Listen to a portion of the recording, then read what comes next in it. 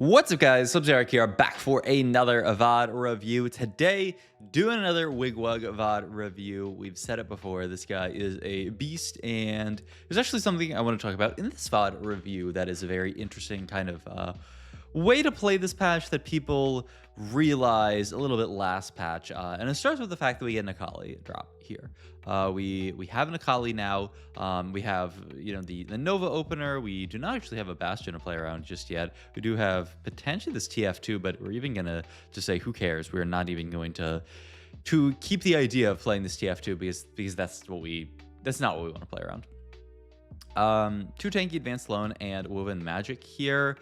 I've seen, we saw in the last spot a lot of people leaning towards this woven magic here, and I still would be, I would have been kind of surprised. I would think it would just be the advanced loan here, but it is actually still the woven magic, and it pays off quite nicely here. We can get the guard breaker slammed. We have this extra glove open here, and we actually have a pretty good setup with the spell crit onto Akali, who already provides it to herself via the Nova bonus, and so we actually have a pretty decent board here. It's kind of funny with stuff like woven magic, how the board just sometimes comes together really, really quickly. You think, oh, we have no upgrades. Maybe this board sucks, but honestly, the board's not bad, especially looking at the rest of the lobby. You see almost every person we look like has a pretty mediocre board here.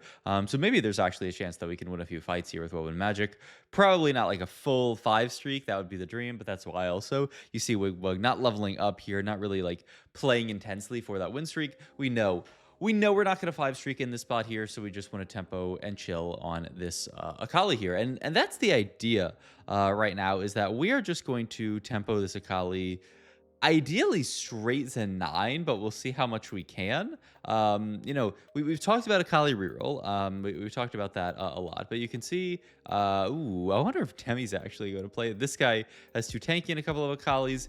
In general, it's a very contested line. It's pretty hard to get to Akali 3. He even sees another one. In general, you're not going to make it to Akali 3 a lot of the time, just because this unit is held by a lot of people. People realize that Akali reroll is really, really strong and say, nah, we're not going to let you play it. But what you can do is kind of what Wigwugg's doing here, and just straight tempo it all the way to level 9 without even having to really roll for the Akali. We're also in this spot here where this is the duplicators portal. We know that we are getting a duplicator later in this game. It's stage 3. And so at that point, we need just 1 extra Akali to be guaranteed Akali 2. And then we can, carry that as far as we've talked about, potentially straight to 9. But yeah, for the rest of the stage, we are just going to chill here, going to kind of mixed streak in this spot here. We're going to beat the really weak players and then lose to the really, really strong players. And that's okay. Sometimes that is your spot in a game of TFT, and there's nothing really wrong with that. If you have to mix streak, it's life, and we're in the spot where we have to mix streak. This guy worth the weights into a Briar 3 also has the Akali 2 and an extra Akali, which I think is really the thing that is scaring Wigwugg off of actually rerolling this line, because if you can uncontested reroll this line, I think you should play it. If you are in a spot where you just see a bunch of Akalis, you can go straight to Akali 3. I think it's very, very nice. The problem is that, especially in a spot like this, we just can't. So we're gonna take our final loss of the stage. So yeah, kind of a perfect mixed streak, which is not great news. Normally you would definitely want to be at least win streaking through the rest of the stage. This is it's not the worst case scenario. The worst case scenario is to lose more, just because you don't get as much for losing as you get for winning, but it's still a pretty bad case scenario where we're no streak, no nothing, which is a little unfortunate for the young Wug here. But we are going to level up here, make our gargoyle onto our Jax. We've talked about this before, but it's such a good item, especially if you can get to a Gunblade, because Kali's gonna be killing him up. He's gonna get a bunch of extra armor and Mar. You also usually aren't building aggro drop onto Akali, and so by having this like Giga Jax here, you don't need to build aggro drop as much here. I'm just also checking out this Anima player, saying, ooh, it's kind of sketch. For the rest of the lobby, this Anima player is doing so well at this spot, already 150 stacks. Somebody's got to stop them, which I don't know if it's going to be Wigwugg, but maybe it will be. We do get our first item here, and we do see Earth here. This is just a snap pick from Wigwugg because it gives us that Nova spat. I've talked about this before. Nova Emblem is just so amazing in this comp because it just accelerates you straight to 5 Nova. I mean, boom, we have it right now, which is just kind of insane here. We also have the Maokai too, so we can move items over. Gonna make the redemption onto him, and this is our spot here. Only downside is we are still not paired on the Akali, but even without much of an Akali 2 here, you can just see the Akali damage shredding the entire board, doing a ton of work here. I mean, we rotate into Briar 3, and we actually just cleared it here because our board is so good. So nice win for Wigwugg to pick up, kind of stabilizes HP a bit. Now we have Akali paired here, which is really, really nice. We just have to get to that duplicator, and then we will be Akali 2 when we can play around it, and our spot's gonna be great. So yeah, it looked a little sketch there when we were not finding any Akalis, but now that we have Akali pair here, I mean, this is what it's all about. Though we are going to rotate into this giant Jax here, triple item. Jax with Hero Augment tends to be a pretty tough matchup for anybody in the world, and I think we are no exception. Our comp's good, but maybe not that good, and so we're going to get cleared by Bob. I've actually never seen anybody on ladder with just the name Bob, so that's kind of interesting. Scuttle Party Mystery Loot. It's actually a good question. We're gonna opt into the Scuttle Party, saying we don't need the like immediate power that badly. It would be nice, but the scaling power, the late game power is really what matters here. And we do actually pick up the Akali 2 just naturally here, and we get this dupe. The problem is, look at this guy's bench here, 5 Akalis. So we're not going to roll for it. This is something that we saw Wigwugg do in the last VOD, and I think the really good players do this, and worse TFT players do not do this, is they're open to pivoting their game plan based on what happens in the game. So, you know, we say, oh, maybe we play for Akali reroll this game, and then, you know, we see this guy has 5 Akalis on 3-5. Well, we're probably not going to roll for Akali just because it's so far away, right? We need to find another 6. Even with the dupe, we need to find another 5. It's just near impossible.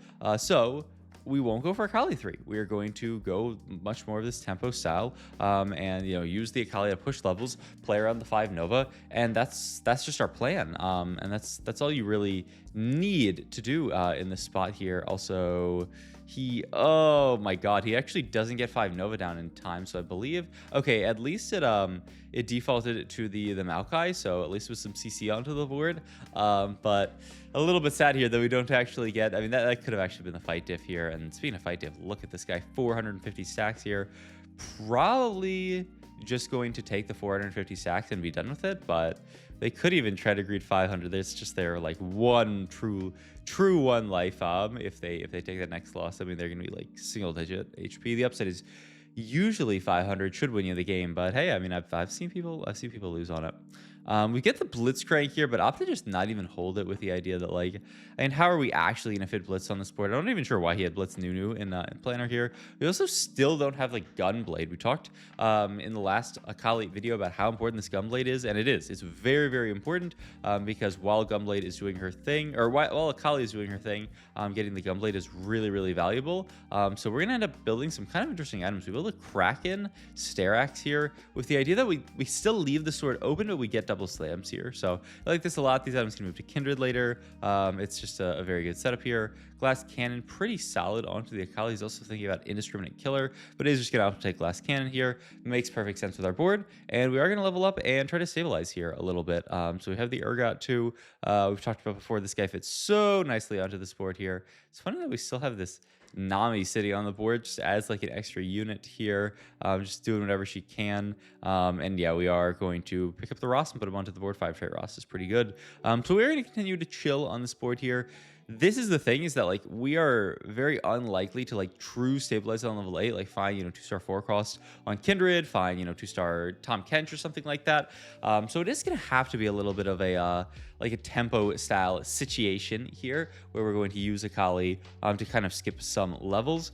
Do find Nami 2, which is kind of hilarious. Is this actually going to be the plan here? Is we're going to make Nami 2 in this spot here? And yeah, wow, the Nami Akali board, and even gonna just throw his tiny dupe out here because he's like, I don't need this at this point. 1 gold is 1 gold, and maybe this ends up making a difference down the line. There's just literally no reason to hold on to it, which makes a lot of sense. But yeah, I mean, another fight win for Wigwugg, 6-7 HP, 5 streak. I mean, it's what you like to see. I mean, we do also even have double bard in chop here, but he's just gonna say, it's actually like too hard to figure out how to fit this guy. We already have the Nami too, so we're gonna play around that, and we take the Thresh boon. Here, still no rod for us on the Gunblade, so we're just going to take another sword here. Solid AD items. There are many options here. Hoping to get something out of it, and we do just get some gold and some 5 costs. So we do pick up the Shen, who's really, really nice. So immediately immediately, for a second, that's going to replace the Rammus here. But now that we have Rammus 2, we're like, well, we must play this, right? There's no world where we're not playing Rammus 2 on this board, so that is going to be our main tank right now, while Akali tries to chew through everything.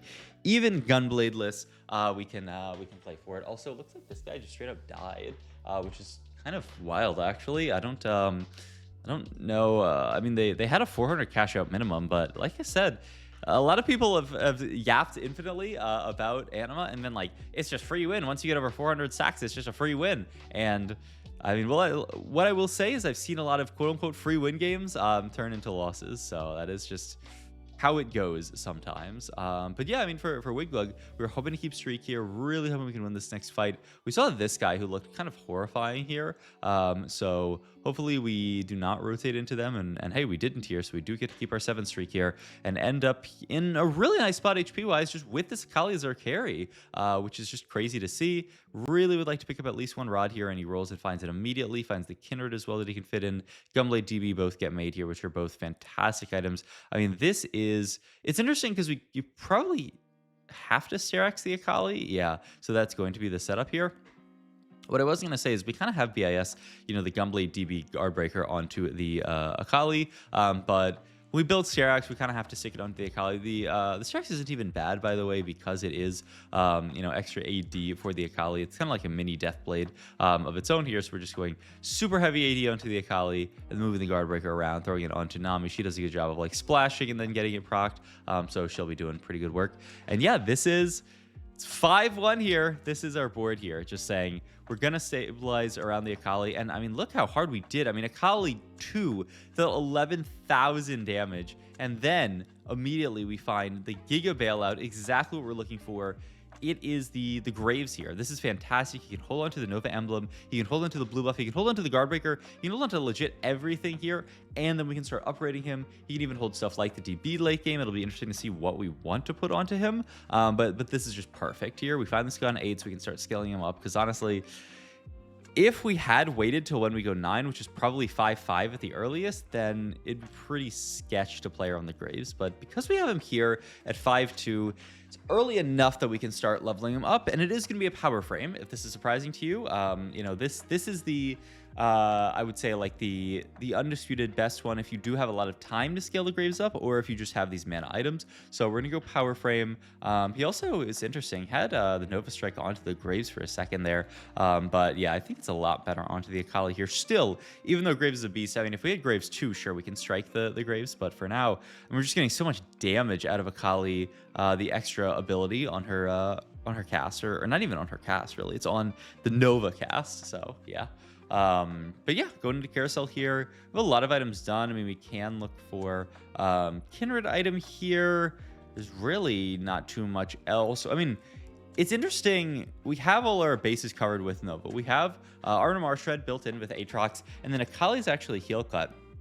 What I will say is if we do want to swap over to that Nova emblem later, we could actually look for heal cuts separate from Akali and play for that, but it doesn't really look... I mean, we didn't have the opportunity to pick up any heal cut last one, so it's not really an option for us.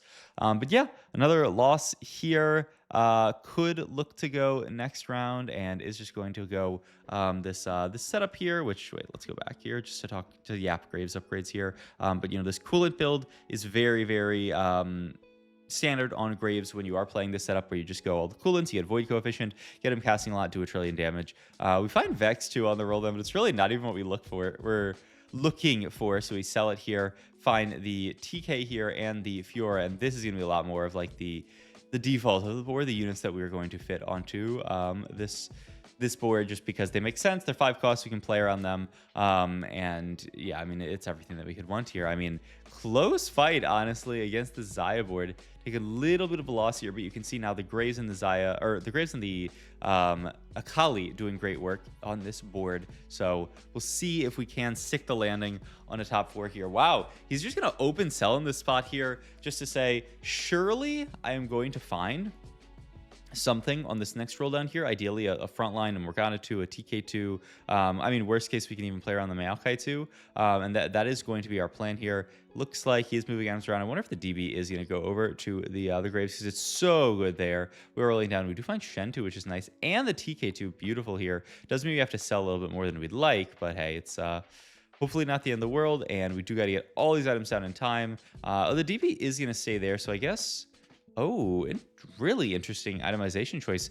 I'm surprised that he only ends up with 1 item onto Graves here. I mean, he gets to 3 item Fiora, which makes a lot of sense. He does still have this item anvil open, so I guess that's his hope to bail him out on this last Graves item here. He does get Void Coefficient, which is so good here. Does find Fiora 2, which is huge here. And then we're going to crack this open, look for Graves item. And we do find a Sterax here, which finally, yes, this makes a lot of sense. Sterax onto the Akali, DB onto the Graves here, and then all these other items onto the Fiora as our duo carry here. So I love this setup. I think it makes perfect sense. Also, I love this positioning.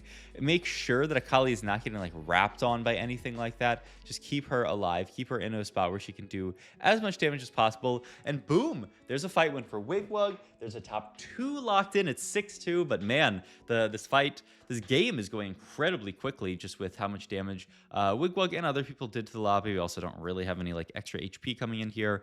Gets an IE off the Reforge, which is not really what we were looking for, but hey, I guess we can throw it onto Shen. It's not amazing, but it's something here. It's some spell crit, some extra damage, and yeah, we have our last person to fight here, who is once again, I feel like so many of our recent games end up being Xayah matchups at the end, and yeah, I mean, Xayah is just a comp that caps really nicely. Kali does end up on the backline and actually executes the Xayah, and it's gonna be a fight win. My god, this board is good on just Akali 2 the entire game. So hope you guys enjoyed this video. If you did, please like, comment, and subscribe. Check my Twitch and my All my links down below, and I will see you in the next one. Thanks for watching, as always.